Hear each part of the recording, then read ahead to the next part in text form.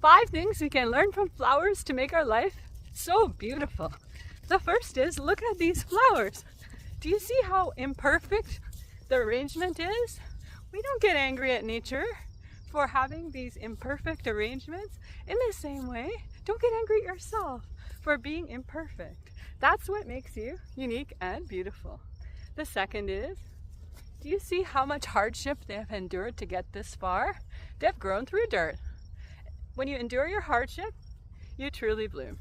And number 3, this flower doesn't compare to this flower. And there are even more flowers here. None of them compare like this one.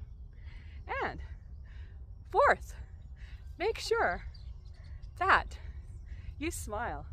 When you show up and smile, like this beautiful white flower here that's hiding, you truly make the world wonderful. And number 5, everything has a season, and you can see the clover.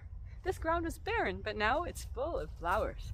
In the same way, your life may be barren, but it's about to bloom. Let me know in the comments what you think. Take care and have a wonderful day.